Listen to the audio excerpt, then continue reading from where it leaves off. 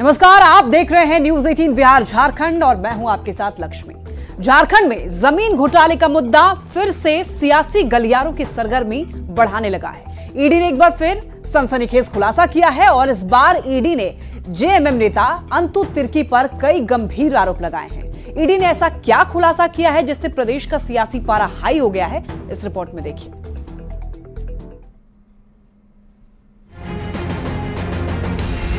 चुनावी सरगर्मी के बीच झारखंड की राजनीति में एक बार फिर जमीन घोटाले का मुद्दा गरमाने लगा है। इस बार निशाने पर जेएमएम नेता अंतु तिर्की है, जिन पर आरोप लगा है कि वो अफसरों की ट्रांसफर पोस्टिंग करवाते थे। इतना ही नहीं, ईडी ने अंतु तिर्की के कथित व्हाट्सएप चैट भी निकाले हैं, जो इस बात की ओर इशारा करते हैं कि वो ट्रांसफर पोस्टिंग में शामिल थे। ईडी के खुलासे के मुताबिक जेएमएम नेता अंतु तिर्की और उनका गिरोह इस काम में शामिल था।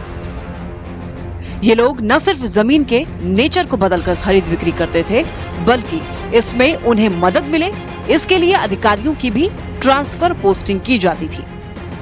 ईडी के हाथ अंतु तिर्की और जेएमएम महासचिव सुप्रियो भट्टाचार्य के बीच के चैट्स मिले हैं। चैट्स में अधिकारी के ट्रांसफर पोस्टिंग का जिक्र है। ये तमाम जानकारी ईडी के अधिकारियों ने पीएमएलए कोर्ट को दी है। ईडी के इस नए खुलासे ने झारखंड की राजनीति में संग्राम खड़ा कर दिया है। बयानबाजी ने रफ्तार पकड़ ली है। बीजेपी का आरोप है कि जमीन के दलालों का नेक्सस सीएम हाउस तक फैला हुआ है, तो जेएमएम का कहना है कि पार्टी की छवि खराब करने की कोशिश की जा रही है।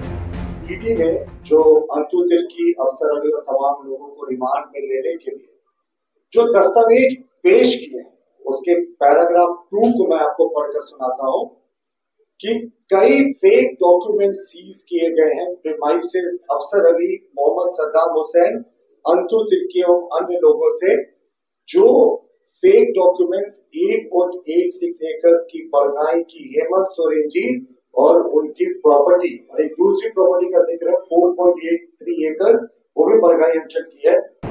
आप बताइए, जो 4 चैट आप बता रहे हो,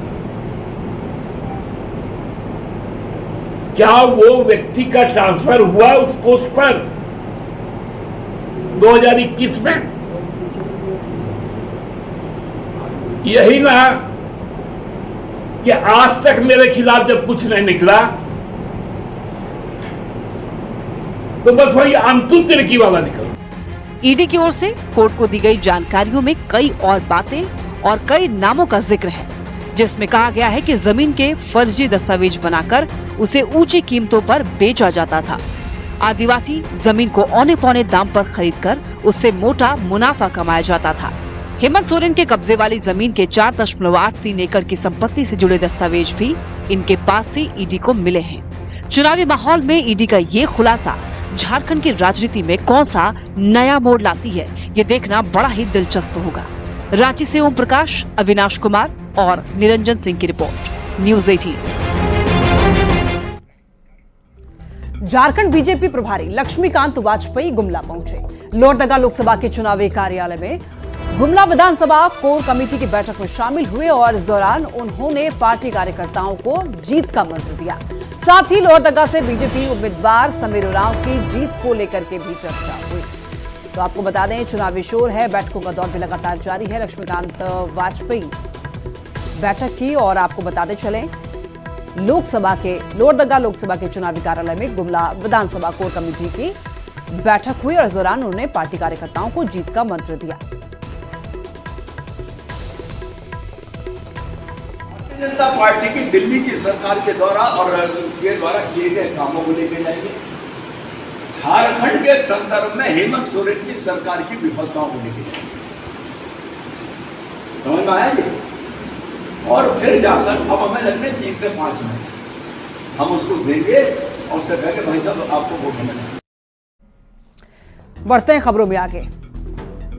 गुमला में प्रधानमंत्री नरेंद्र मोदी के 4 मई को प्रस्तावित चुनावी जनसभा को लेकर के डीसी एसपी ने कई अधिकारियों के साथ निरीक्षण किया। अधिकारियों ने निरीक्षण के बाद बीएन जालान कॉलेज के सामने खाली पड़े खेत को सभा स्थल बनाने का निर्णय लेते हुए खेत का समतलीकरण कराने का काम शुरू कर दिया है।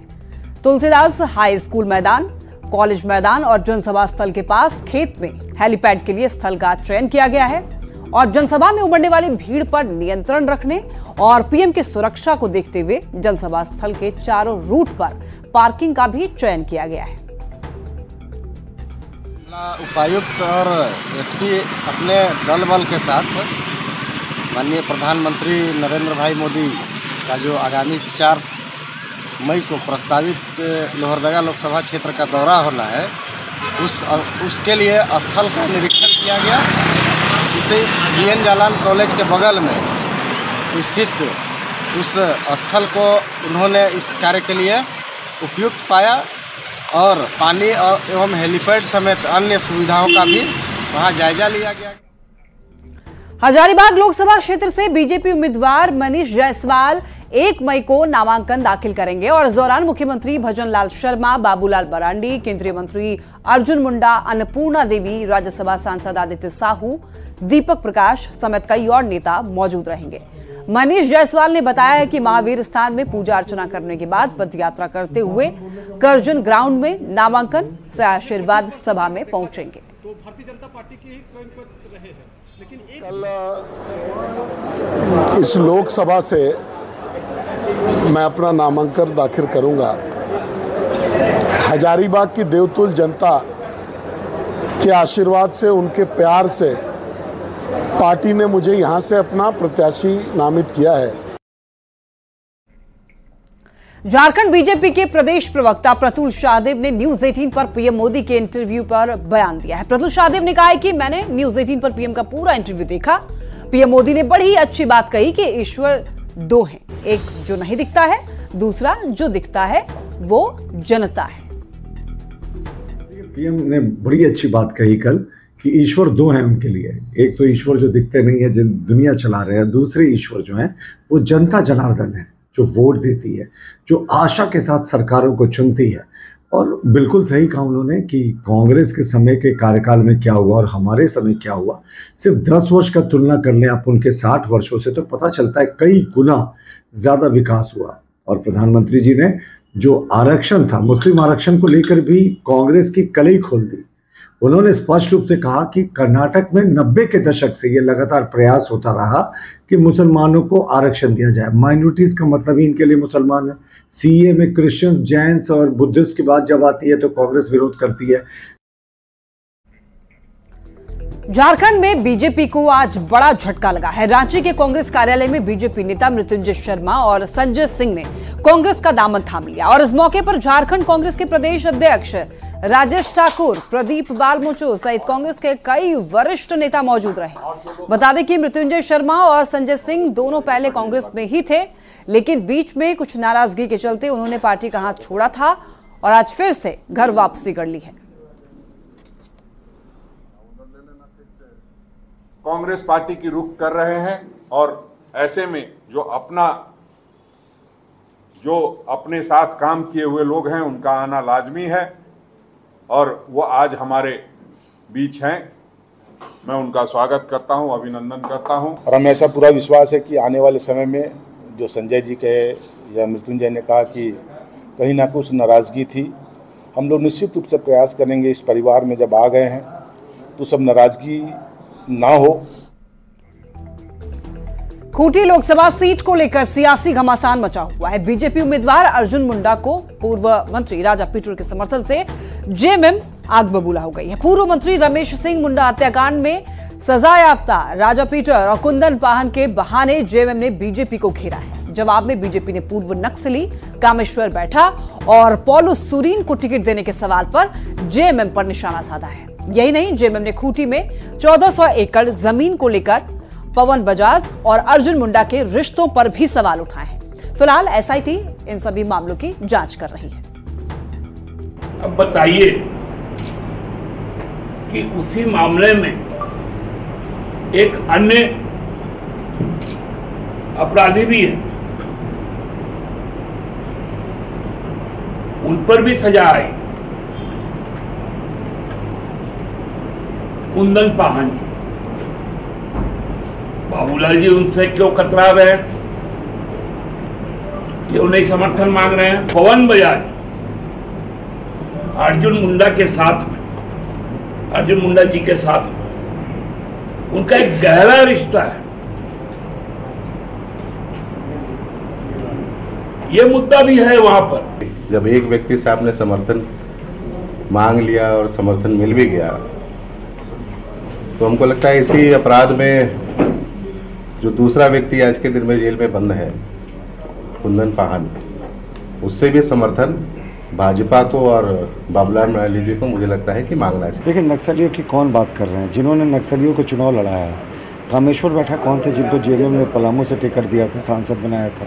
पौलू सुरीन कौन थे जिनको ये तोरपा से चुनाव लड़ाते थे? दोनों अपने समय के दुर्दांत नक्सली कमांडर थे। तब झारखंड मुक्ति मोर्चा इनको मुख्य धारा से जोड़ने के नाम पर टिकट देकर सांसद और विधायक बना देती है, तो सब कुछ ठीक है। लोकसभा चुनाव के पहले 2 चरण में कम वोटिंग होने के बाद अब लोक कलाकार स्वाति ने लोगों से वोटिंग की अपील की है। स्वाति ने कहा है कि वोटिंग हमारा अधिकार है और इसका हमें उपयोग करना चाहिए। हमारी सबसे बड़ी ताकत है। हमें मजबूत राष्ट्र एवं मजबूत लोकतंत्र के लिए मतदान अवश्य करना चाहिए। सभी मतदाता अपनी जिम्मेदारी को समझते हुए अपने अपने लोकसभा क्षेत्र के मतदान की तिथि के दिन बिना किसी डर के और लालच के मतदान केंद्रों में जाकर अपना मतदान करें और मतदान अपने निजी हितों को ना देखते हुए एक अच्छे, ईमानदार और अपने क्षेत्र के विकास करने वाले उम्मीदवार को ही करें।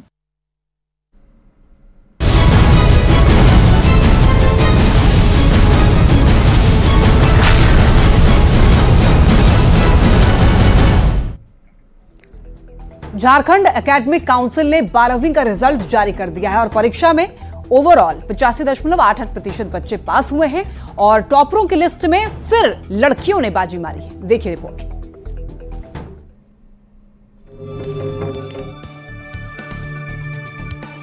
झारखंड एकेडमिक काउंसिल यानी जैक ने मंगलवार को 12वीं का रिजल्ट जारी कर दिया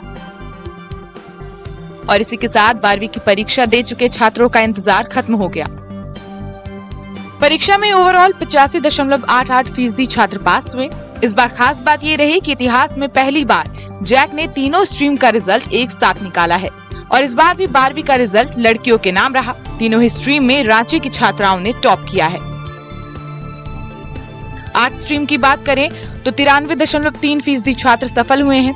साइंस में 72.70% छात्र सफल हुए, तो वहीं कॉमर्स में 90.60% छात्र पास हुए हैं। कला संकाय में जो प्रतिशत रहा है वो 93.16% विद्यार्थी उत्तीर्ण हुए हैं। वाणिज्य में 90.60 और विज्ञान में 72.70। हालांकि इस बार 12वीं का पासिंग परसेंटेज पिछले साल की तुलना में करीब 3% कम रहा। अब बात करते हैं तीनों स्ट्रीम के टॉपर्स की। आर्ट्स में रांची की जीनत परवीन स्टेट टॉपर बनी, तो वहीं खूंटी की बहमी धानी दूसरी टॉपर बनी। दीपाली कुमारी को तीसरा स्थान मिला। साइंस स्ट्रीम में स्नेहा कुमारी स्टेट टॉपर बनी। हजारीबाग की रितिका कुमारी बनी दूसरी टॉपर, तो वहीं पंकज साहू ने तीसरा स्थान हासिल किया। कॉमर्स में प्रतिभा साहा स्टेट टॉपर बनी। रिया कुमारी को दूसरा स्थान मिला, तो वहीं सृष्टि को तीसरा स्थान मिला। साइंस और आर्ट्स में पिछले साल के मुकाबले पासिंग परसेंटेज में गिरावट दर्ज की गई, जबकि कॉमर्स का रिजल्ट इस साल 2% बढ़ा है। वहीं टॉप करने वाले छात्रों में जश्न का माहौल है। रांची से गौरव झा के साथ न्यूज़ 18। तो जैक बोर्ड परीक्षा का नतीजा आ गया है और कॉमर्स में रांची की प्रतिभा शाह ने टॉप कर माता पिता का नाम रोशन किया है। प्रतिभा ने बताया है कि पिताजी दुकान चलाते हैं तो माताजी सिलाई का काम करती हैं, लेकिन माँ बाप ने उन्हें पढ़ाई में हमेशा सपोर्ट किया है। देखिए प्रतिभा से बातचीत की संवाददाता गौरव झा ने। का जब आज रिजल्ट आया तो जैक के कॉमर्स स्ट्रीम से प्रतिभा साहा ने टॉप किया है। पूरे झारखंड भर में सबसे अधिक नंबर लाने वाली वो लड़की प्रतिभा इस वक्त हमारे साथ है। उनके पिताजी हमारे साथ हैं। इनके पिताजी से हमारी बात हो रही थी, ये थोड़े से भावुक हो जा रहे थे क्योंकि इनका कहना था कि बड़ी ही मुश्किल से बेटी को पढ़ाया था। सबसे पहले पिताजी के पास आएंगे, उसके बाद बच्ची को पास जाएंगे। आपको देखकर लगता है कि एक सामान्य से जिंदगी जीने वाले पिता हैं आप। क्या कैसे बच्ची की सफलता के पीछे क्या कहानी है? बच्ची को बस यही बोलते थे कि तुम पढ़ने में ध्यान दो, बाकी कैसे करना है हम लोग करेंगे मेहनत करके। हाँ, हम लोग दोनों, हमारा वाइफ भी हम भी दोनों मेहनत करते हैं दिन भर के, तब जाके बच्चे को पढ़ा पाते हैं। क्या काम करते हैं? हमारा राशन दुकान है और मेरा वाइफ जो है वो सिलाई करती है घर में। मुझे सरोज मैम का कॉल आया था, तो उसी से पता चला कि रिजल्ट आ चुका है, क्योंकि तब तक तो वेबसाइट में अपलोड नहीं हुआ था। उन्होंने ही मुझे बताया कि तुमने स्टेट में फर्स्ट टॉप किया है कॉमर्स से, तुम जहाँ पे भी हो कॉलेज आ जाओ। आप दौड़ी दौड़ी कॉलेज आ गए कि अब घर वाले क्या कह रहे थे, पापा मम्मी क्या कह रही थी? पापा मम्मी बहुत खुश थे। उस वक्त तो मम्मी मेरे साथ में थी, बस मैंने पापा को फोन करके दुकान से घर बुलाया, उसके बाद हम यहाँ आए। हम बस इसको पढ़ने के लिए बोलते थे और ये अपना पढ़ाई में मन लगाती थी। थोड़ा टीवी देखती थी, मगर टीवी देखने के लिए मना करते थे कि टीवी मत देखो, पढ़ाई करो, टीवी देखने के लिए आगे बहुत समय है। बस मेरा बात सुनती थी और पढ़ती थी। मारते उठते नहीं, कभी नहीं। मुंह सच में समझ जाती थी कि मम्मी मेरे लिए भलाई के लिए बोल रही है, हमको पढ़ना है, टॉपर कर बनना है, तो वो पढ़ने में ही मन लगाती थी। उनका पढ़ाई रहा है, वो कहती है कि 5 से 6 घंटे इनकी पढ़ाई रही थी और उसके बाद आज ये स्टेट टॉपर बनी है, तो पूरे राज्य भर में अपने घर और परिवार का भी नाम रोशन किया है। कैमरा पर्सन प्रभाकर के साथ गौरव झा, न्यूज़ 18 रांची। और यहाँ रुक रहे एक ब्रेक के लिए, आप देखते रहिए न्यूज़ 18।